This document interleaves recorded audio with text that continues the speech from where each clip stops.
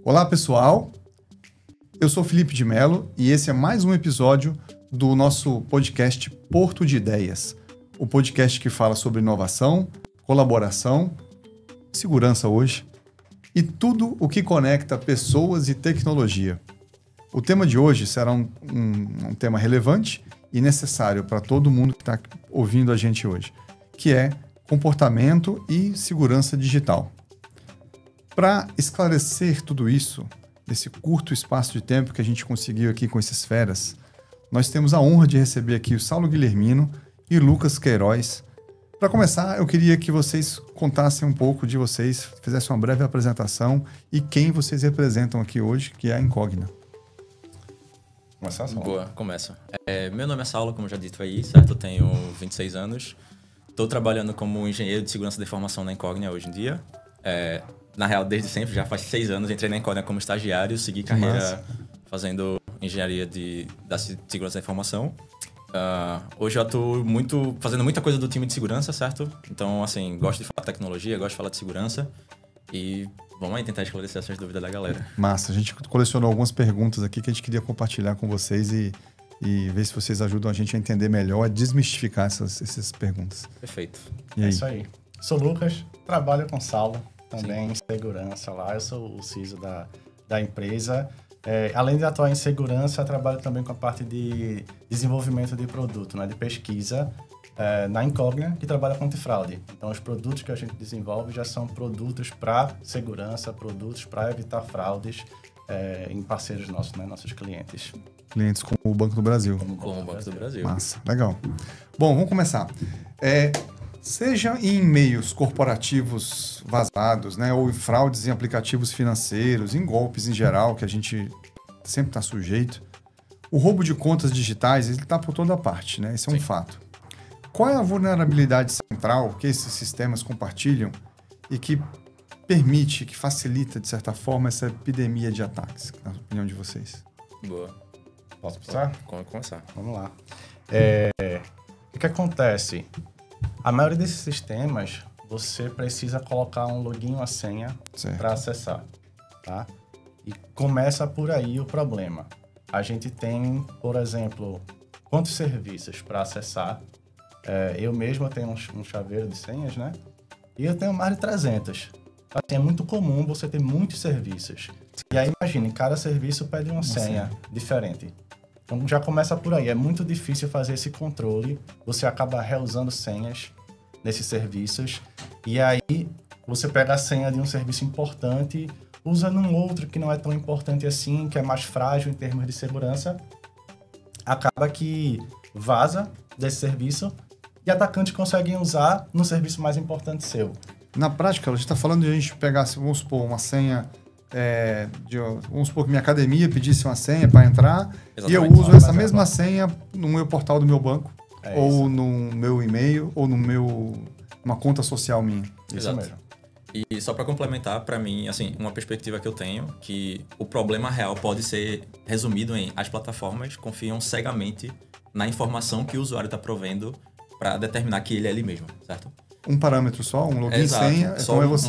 Um login e senha, um pedaço de informação que a plataforma recebe e já julga que é o suficiente para garantir que o usuário é ele mesmo, que ele tem acesso, ele pode ter acesso àquela conta ou pode ter acesso a fazer aquela transação. E esse é o maior problema que eu vejo hoje em dia. A gente precisa mudar esse paradigma e é o que a Incogna está tentando fazer por aí, junto com e são informações que são facilmente repassadas para outros. Exatamente. Entendeu? Então a gente falou login e senha, que pode ser roubado, pode ser transferido, etc. Aí se tem o 2FA, mas você pode passar o código também, né? O fraudador às vezes faz uma engenharia social, pede o código, o usuário dá o código, então ele consegue acessar a conta também. E passar pela pessoa. Justamente. Isso que o Saulo está falando é você ter uma outra camada aí, né? Que vai trazer essa segurança adicional e de uma forma que você não possa repassar isso para o outro, né? Que seja resistente a essa engenharia social.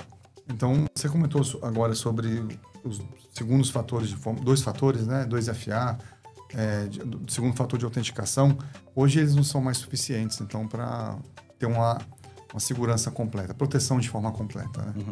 Isso não é mais uma verdade. Exato. Por muito tempo foi uma mitigação para esses problemas, principalmente na época que o pessoal fazia ataques de brute forcing para tentar adivinhar senhas, ou então fazia ataques de credential stuffing, onde uma base de dados vazada, ela era copiada e tentada aquela chave de credencial, usuário e senha tentados em múltiplos serviços para tentar adivinhar qual desses serviços essa credencial consegue ser utilizada.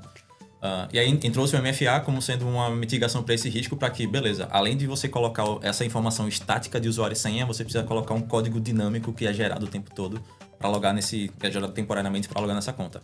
Só que, do mesmo jeito como as mitigações evoluíram, as ameaças digitais também evoluíram e eles estão atrás também de fazer o bypass, né? De contornar esses meios de mitigação, principalmente usando outras formas, como o Lucas comentou, de engenharia social para roubar o seu código temporário, ou então usando o malware que vai roubar o código que vai ser gerado na nossa máquina, e diversas outras formas de, enfim, burlar esse tipo de autenticação. A senha é o que você sabe, o 2FA deveria ser o que você tem, que era para ser algo mais intransferível. Ele é a certo ponto, né? A partir do momento que você tem o código, pode dar o código para alguém, ele deixou de ser intransferível, né? E aí entra, como estávamos falando, uma outra camada que também é o que você é, né? Certo. Também faz parte. O que eu sei e o que eu sou. Que entra uma parte mais de biometria aí. Tá. E aí, biometria não é só digital, não é só facial, são outras coisas também, né? Fazem parte do que você é, da biometria, que entra o comportamento também. Eu queria entrar nessa área de biometria, para fechar essa tríade, para a gente entender assim, o que é na prática a segurança comportamental e que tipo de sinais ela pode analisar para diferenciar quem sou eu de verdade de quem é um impostor, né? Que está se passando por mim. Pode começar, Lucas. Essa deve ser difícil, hein? Vamos lá. Não, essa aqui é o que a gente mais trabalha. Exato. Essa é boa. A gente falou aí, né, do que você sabe, Sim. o que você tem, o que você é e que envolve o comportamento. Então, eu acho que uma maneira muito fácil de explicar isso é dando um exemplo. Ótimo. Entendeu? Você tem o seu aparelho, que é um modelo específico, vamos supor um iPhone, tal modelo, iPhone 15. Você tem, por exemplo, o tipo de rede que você acessa, a rede da sua casa, um Wi-Fi, e você acessa seu banco de lá. Então, imaginem que agora aparece um outro acesso ao seu banco de uma outra cidade, de um outro aparelho, completamente diferente, mas com o seu login e sua senha. Quem sabe até com o seu 2FA também. Mas qual é a segurança de que isso de fato é você? Entendeu? Por que a gente não deveria, nesse caso, dar um pouco mais de fricção para ter uma confirmação que é você? Ok. Entendeu? Então, o comportamental, ele traz isso. Ele traz tanto o device que você está usando, quanto localização, horário, o comportamento que define quem é você, né? Então, você é aquele usuário que tem aquele comportamento. Então, se aparece algo diferente daquilo, é suspeito de alguma forma e deveria passar por uma camada adicional de autenticação. Exato. E complementando aquilo que a gente falou, né? Isso é o que você é. Você não precisa pensar, vou ter que acessar a conta do banco a partir desse telefone, logado na conta, sei lá, no Wi-Fi da minha casa, usando nesses horários específicos. Não. Você vai usando a aplicação à medida que você vai no decorrer da sua vida, certo? E o seu comportamento, a forma como você usa os sistemas, as plataformas digitais, já modam mais ou menos como é o baseline, né? Como é a sua vida normal a partir disso. E uma vez definido esse baseline, né, esse comportamento básico do seu uso padrão, como você se comporta diariamente, você consegue identificar outliers, como o Lucas falou, né? Consegue identificar anomalias e essas anomalias devem servir como um novo padrão assim, para identificar que, beleza, mesmo que ele saiba o meu usuário, minha senha, eu sei que esse usuário não é aquele usuário que normalmente acessa aquela conta. Isso acontece, no caso do problema, né? Muito em rede social. Sim. É muito comum eu mesmo já escutei de várias pessoas. Lucas, me ajuda aqui, meu Instagram foi hackeado. Como assim? A pessoa caiu num golpe, ela caiu numa engenharia social, mas assim, ela tem aquele Instagram naquele mesmo celular, com aquele mesmo comportamento há anos. Como é que um fraudador consegue entrar na conta dela, botar login e senha, um código, certo? E trocar a senha, trocar o e-mail, mudar tudo e remover o acesso daquele device que era super conhecido, entendeu? Que era o device antigo da pessoa. E acontece com muita frequência. Então, quando se coloca essa autenticação com comportamento num cenário como esse, você deixa a fraude muito mais difícil. Entendeu? Muito mais difícil.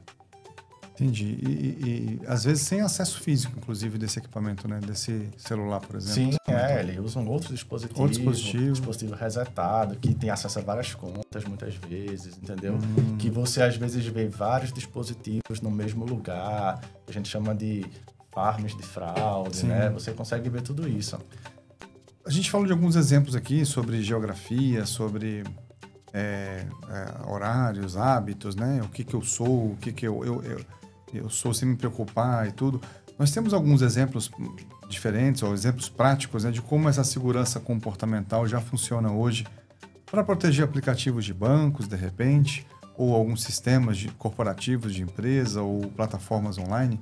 Vocês têm mais exemplos, assim, para a gente ilustrar melhor ainda o que é esse comportamental? Temos, com certeza. A gente, na Incognia, trabalha muito com uma feature que a gente chama de Trusted Location.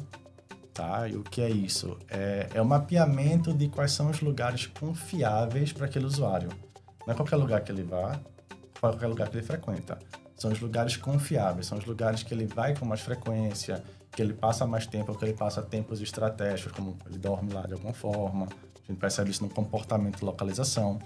E esses lugares confiáveis, a gente consegue liberar mais fácil, dar um baixo risco, porque ele está lá com aquele mesmo dispositivo, que é um dispositivo conhecido, entendeu? Então, isso acontece muito, isso acontece para transação, isso acontece em bancos para dizer se a parte de investimento vai ser ou não liberada sem uma senha, por exemplo. Uma senha para o usuário. Porque imagina, o cara está na rua, num lugar não confiável, roubaram o aparelho dele, pediram a senha, o cara olha o investimento e não vai ver, porque ele não está num lugar confiável. Então, isso é um tipo de aplicação que pode ser feito com o Trusted Location. Temos outras, como usando web, né, no navegador e no mobile também, de fazer um link de localização de ambos os aparelhos para saber se eles estão próximos. E aí, com isso, liberar o acesso da web, porque na web também acontece muito, né, esse tipo de fraude. E existem muito mais dados e sensores no mobile, então quando a gente consegue fazer esse link web-mobile, a gente dá uma força muito maior na autenticação de web, então isso também é utilizado. Múltiplas fontes de dados, né? Exatamente. De tanto um dispositivo mobile, como um navegador, um computador de uso já como conhecido, né? Exato. Eles usam podemos usar várias fontes que vão aumentando a um nível de confiança. Sim, exatamente. Legal. E aí a parametrização é da parte do cliente, no sentido de aumentar limites ou não, deixar fazer algo ou não.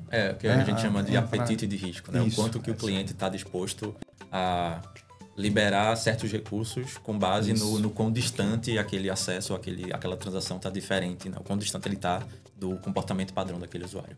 E para banco, principalmente, isso é muito importante, porque o banco vende segurança. Sim. O banco no Brasil tem, sei lá, mais de 1.000 produtos assim na prateleira, no aplicativo para todo mundo, mas no fundo o que a gente vende é confiança para os clientes. Então, essa é uma preocupação constante, acho que de qualquer empresa, e num banco, né, num sistema financeiro igual ao nosso, reguladíssimo e tudo, isso é bem importante, né? Exato. Essa questão de segurança é prioridade mesmo. Bom, essa nova abordagem de segurança que vocês trazem torna essa nossa experiência digital mais complicada, mais friccionada às vezes. Ou ela pode, paradoxalmente, assim, reduzir o atrito e simplificar esse nosso dia a dia. Então a gente tem um paradoxo aí, né? Eu posso trancar muito, eu posso deixar muito difícil fazer qualquer coisa, qualquer transação na minha empresa, aplicativo, site e tudo, ou reduzir o atrito, deixá-la mais simples, o uso no dia a dia. Então, essa experiência, ela torna mais complicada, mesmo vocês... É importante dizer que a gente torna a experiência mais complicada para as pessoas que precisam ter uma experiência mais complicada, que é, no caso, o impostor. Tá? Entendi. O impostor precisa ter mais dificuldade em fazer as transações que ele deseja fazer, em executar o golpe que ele está querendo executar, do que um usuário padrão que só quer fazer um Pix aqui para pagar um churros no meio da rua, entendeu? Às vezes para um destinatário conhecido, inclusive. Exatamente, né? Ele é uma conta que ele faz frequentemente. Ele compra água do mesmo lugar todo mês, sei lá. E ele quer tentar fazer só mais um pagamento, mas ele não está em casa. Mas a gente vê que aquela conta já foi usada várias vezes antes. O dispositivo é o mesmo. Então não tem por que acontecer fricção nesse caso. Mas se caso, por exemplo, a conta dele foi acessada de um dispositivo estranho e foi tentado, sei lá, comprar um empréstimo, adquirir um empréstimo no nome daquela conta. Isso precisa ter mais fricção, porque o usuário precisa saber o que está acontecendo e o banco precisa garantir que aquele usuário que está pedindo aquele empréstimo é realmente o dono daquela conta. E não alguém que está tentando se passar por aquele dono. De forma geral, para o usuário normal, né, que não é o fraudador, a tendência é reduzir fricção. Isso. É o oposto, né? E por quê? Porque acho que você já passou por isso em aplicativos que você usa. Vez ou outra, o aplicativo ou o fornecedor, o banco, vamos dizer assim, ele não tem certeza de que poderia ou não liberar aquela transação. Então, naquele momento, ele pede uma facial, ele pede um FA, ele pede algo a mais, ele gera fricção para saber que ele pode permitir aquela transação. E com o comportamental, muitos desses casos, eles não vão acontecer. O banco ele vai ter uma certeza adicional que aquele device é seguro, que ele está num ambiente confiável, que o usuário que está acessando é um usuário confiável e ele não vai precisar, naquele caso, pedir 2FA. Caso essas coisas, né, esses sinais, não mostrem que aquele device é confiável, etc., aí sim ele receberia o pedido adicional de confirmação, que poderia ser uma biometria, um 2FA, outras coisas, né, adicionais para gerar essa fricção adicional, idealmente para quem está fazendo coisa errada, né, para os fraudadores. Então a gente pode dizer que com essa nova abordagem, a gente está rodando autenticação silenciosa e constante, certo? O tempo todo, novos sinais estão sendo coletados do comportamento de uso daquele usuário.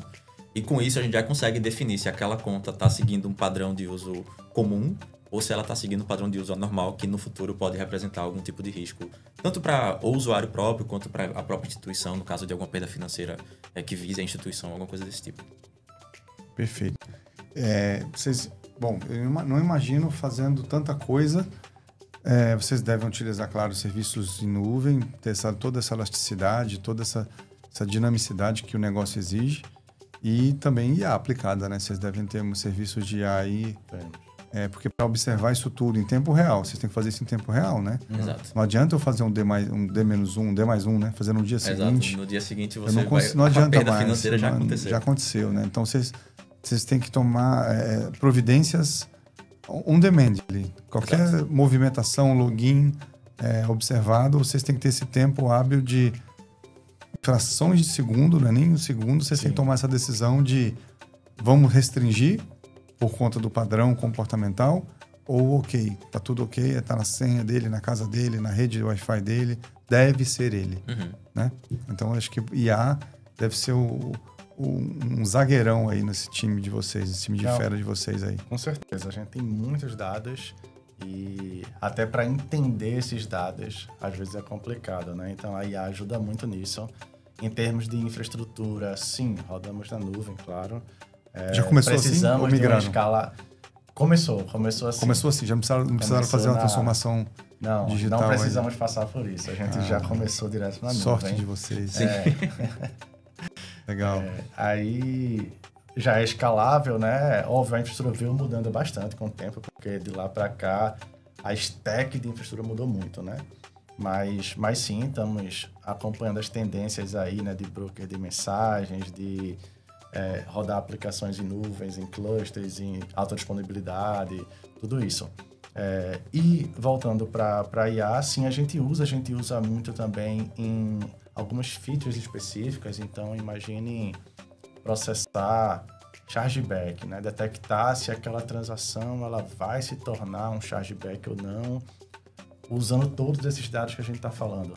Então, a gente usa modelos de machine learning para isso e a gente também usa machine learning no nosso device ID, que a gente chama, né? Como a gente reidentifica um device para saber que ele é o mesmo aparelho e que aquele usuário continua usando aquele device seguro. Então, a gente utiliza aí também E é até as tecnologias mais recentes, né, de Transformers, mesmo do ChatGPT, aquele modelo novo aí que é bem interessante, que nos ajuda a, quando IDs determinísticos não são suficientes, a gente conseguir ir além disso e linkar devices, né, saber que eles são os mesmos. Por exemplo, um device reset. A gente consegue juntar isso e manter o device ID nesses casos, e aí ajuda sim bastante. Bacana. Estamos indo finalmente, assim, eu queria entender um pouco da estrutura da Incognia, como é que vocês se organizam assim na parte de desenvolvimento, testes, Red Team, Blue Team, como é que vocês se organizam assim? Dá para mostrar para a gente, dar uma ideia? Dá, sim. Como é que vocês se organizam lá? A gente tem uma grande área de tecnologia, né? Que é mais que metade da empresa é tecnologia, que é o core da gente. Certo. Então é bem importante. Dentro de tecnologia, a gente tem uma área grande de infraestrutura que envolve cloud, manter esses serviços rodando com alta performance. O foco desse time é olhar para alta performance. Performance, SLA, tá, garantir... Como se fosse uma plataforma. Isso. Infra. Aí temos um time responsável por segurança também, Exatamente. como mencionamos aqui, que faz pentestes, faz defesa. Faz muita pesquisa também para identificar okay. novos tipos de fraude, identificar novas formas de coletar novos dados. Perfeito. Enfim, se manter atualizado. Exato, nos mantemos atualizados. Com certeza. Temos ainda aí uma área que é voltada para o produto em si, né? Desenvolvedores de software que estão construindo a plataforma, as APIs. Deve ser tudo API, deve ser tudo white label, tudo plugado. Com certeza. E temos também uma parte de dados, né? Tanto de análise de dados, engenharia de dados, como também de pesquisa e desenvolvimento em cima de dados. Exato. Que é essa parte de criar novas features, de entender esses dados e conseguir utilizá-los de forma correta para o fim da empresa, que é evitar fraudes, né? Perfeito. Bom, eu queria, chegando no final aqui, eu queria encerrar uma pergunta sobre como que a segurança comportamental, que a gente explorou um pouco aqui hoje, ela será essencial para proteger o futuro ecossistema de internet das coisas, que a gente está vendo cada vez mais dispositivos conectados, já estamos falando de rede 6G, né, chegando daqui a um tempo, e onde esse modelo de senhas ele vai ser ou pode ser inviável. Com certeza. Então eu vou precisar de comportamental muito mais forte. Como é que vocês veem isso? É interessante falar disso, mas assim, o pessoal sempre fala do futuro, né? No futuro.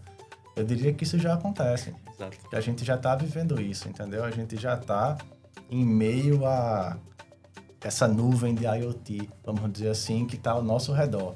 Então, isso é uma coisa que a gente já está atuando hoje, eu diria, entendeu? Já estão comportamento é essencial, tá? A localização, juntar esses dispositivos todos. Esses dispositivos, por exemplo, eles ajudam a garantir que aquele usuário de fato está ali.